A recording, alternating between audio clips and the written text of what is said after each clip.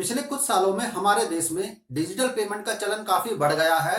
Digital payment से यहाँ मेरा मतलब है UPI payment, RTGS payment, net banking और जो हम चेक के थ्रू पेमेंट करते हैं। पिछले कुछ सालों में इनकम टैक्स डिपार्टमेंट ने अपने आप को काफी अपडेट किया है।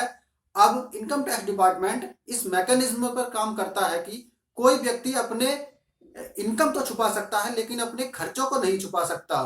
इसी मैकेनिज्म पर काम करके इनकम टैक्स डिपार्टमेंट आपकी इन्वेस्टमेंट और आपके खर्चों को ट्रैक करता है।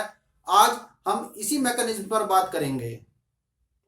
नमस्कार, मेरा नाम है अरविंद कुमार और स्वागत है आप सबका हमारे YouTube चैनल अपना टैक्स गाइड पर। आज हम इस वीडियो में आपको ऐसे 10 बड़े ट्रांजैक्शंस के बारे में बताएंगे जिन पर इनकम टैक्स डिपार्टमेंट की नजर रहती है। पहले नंबर पर बात करते हैं किसी वस्तु या सेवा के लिए 2 लाख रुपए से अधिक का नगद भुगतान। इसके अनुसार यदि आप कोई वस्तु खरीदते हैं या आप कोई सर्विस के बदले 2 लाख रुपए से अधिक का नगद भुगतान करते हैं, तब कंसर्न पर्सन यानी जिसको आप पेमेंट कर रहे हैं उसकी यह जिम्मेदारी होती है कि वह इसकी सूचना इनकम टैक्स डिपार्टमेंट को दे। एग्जाम्पल के तौर पर यदि आप 2 लाख रुपए से अधिक की ज्वेलरी खरीदते हैं और उसका पेमेंट कैश में करते हैं, तब ज्वेलर्स की यह जिम्मेदारी होती है कि वह इसकी सूचना इनकम टैक्स डिपार्टमेंट को देता है। यदि आप कार खरीदते हैं और उसका पेमेंट 2 लाख रुपए से अधिक कैश में करते हैं, तब उस कार शोरूम के मालिक की यह जिम्मेदारी होती है कि वह इसकी सूचना इनकम टैक्स डिपार्टमेंट को देता है। दूसरे नंबर पर बात करते हैं सेविंग्स बैंक अकाउंट यानी बचत खाते में 10 लाख रुपए से अधिक जमा करने या निकालने पर।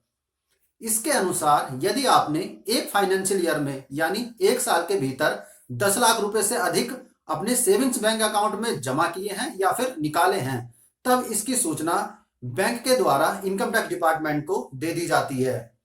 यहां आपको यह भी ध्यान रखना है कि 10 लाख रुपए का ट्रांजैक्शन आपने मल्टीपल किया है या फिर एक साथ किया है, यानी 10 लाख रुपए आपने एक साथ निकाले या जमा कराए हैं या फिर 2-2 लाख या 3-3 लाख रुपए करके निकाले हैं या फिर जमा करवाए हैं।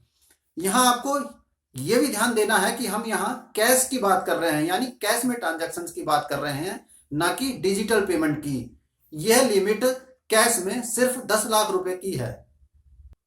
अब बात करते हैं करंट बैंक अकाउंट में 50 लाख रुपए से ज्यादा कैश में जमा करने या फिर निकालने पर।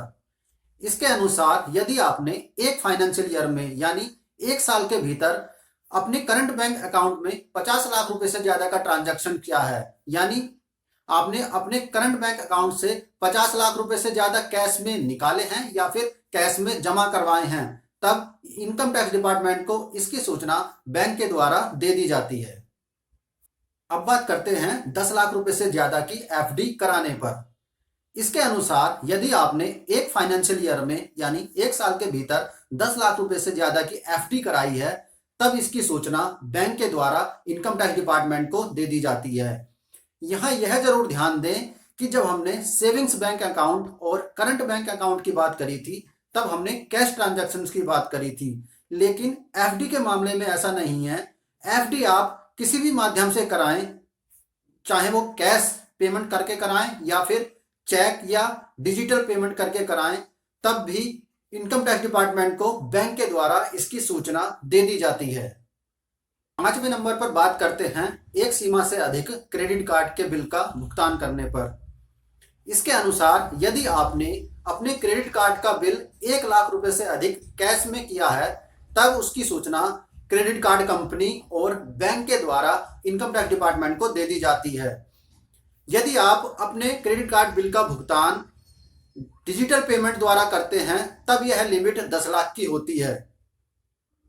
यहां मैं यह डिस्क्लेमर देना चाहूंगा कि इस वीडियो को बनाने का मेरा पर्पस सिर्फ इंफॉर्मेशन को फैलाने का है, ना कि टैक्स इवेजन और टैक्स चोरी को बढ़ावा देने का।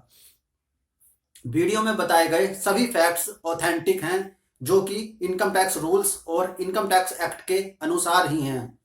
मैं यहाँ बता दूं कि मैं एक इनकम टैक्स कर्मचारी हूं और सारे फैक्ट्स इनकम टैक्स रूल्स और इनकम टैक्स में दिए गए अनुसार ही हैं। यहाँ मैं डिस्क्रिप्शन बॉक्स में इनकम टैक्स की वेबसाइट का लिंक भी दे रहा हूँ, आप चाहें तो वहां से सारे फैक्ट्स को चेक कर सकते हैं। छठे नंबर पर बात करते हैं 10 लाख रुपए से ज्यादा डिमांड ड्राफ्ट का नगद भुगतान। इसके अनुसार यदि आप एक फाइनेंशियल ईयर में किसी व्यक्ति को डिमांड ड्राफ्ट द्वारा पेमेंट करते हैं और ये डिमांड ड्राफ्ट आपने कैश पेमेंट करके बनवाया है, तब बैंक आपसे आपका पैन नंबर लेता है और बैंक इसकी सूचना इनकम टैक्स डिपार्टमेंट को दे देता है। सातवें नंबर पर बात करते हैं 10 लाख रुपए से ज्यादा शेयर्स में इन्वेस्टमेंट करने पर। यदि आप एक फाइनेंशियल ईयर में किसी कंपनी के 10 लाख रुपए से ज्यादा के शेयर खरीदते हैं, चाहे यह शेयर्स आप कैश में खरीदें या फिर डिजिटल पेमेंट करके, तब भी इसकी सूचना उस कंपनी द्वारा इनकम टैक्स डिपार्टमेंट को दे दी जाती है। आठवें नंबर पर बात करते हैं 10 लाख रुपए से ज्यादा म्यूचुअल फंड में निवेश करने पर। इसके अनुसार यदि आप एक फाइनेंशियल ईयर में 10 लाख रुपए से ज्यादा म्यूचुअल फंड में निवेश करते हो, चाहे वह निवेश आप डिजिटल माध्यम से करो या फिर कैश माध्यम से करो, तब भी इसकी सूचना उस म्यूचुअल फंड कंपनी द्वारा इनकम टैक्स डिपार्टमेंट को दे दी जाती है। 9वें नंबर पर बात करते हैं 10 लाख रुपए से अधिक विदेशी मुद्रा के लिए भुगतान। इसके अनुसार यदि आप एक फाइनेंशियल ईयर में विदेशी मुद्रा के लिए यानी फॉरेन एक्सचेंज के लिए 10 लाख रुपए से अधिक का भुगतान करते हैं, तब इसकी सूचना उस फॉरेन एक्सचेंज करेंसी डीलर द्वारा इनकम टैक्स डिपार्टमेंट को दे दी जाती है। 10वें नंबर पर बात करते हैं 30 लाख रुपए से अधिक की इमूवेबल प्रॉपर्टी खरीदने पर। इसके अनुसार यदि आप एक फाइनेंशियल ईयर में 30 लाख रुपए से अधिक की इमूवेबल प्रॉपर्टी यानी फ्लैट, हाउस, लैंड खरीदते हैं, तब इसकी सूचना रजिस्ट्रार द्वारा इनकम टैक्स डिपार्टमेंट को दे दी जाती है। यहाँ यह भी ध्यान दें कि चाहे यह पेमेंट आप कैश पेमेंट करते हो या फिर डिजिटल पेमेंट करते हो, दोनों ही माध्यम से यदि रजिस्ट्री की कीमत 30 लाख रुपए से अधिक है, तब इसकी सूचना इनकम टैक्स डिपार्टमेंट को दे दी जाती है।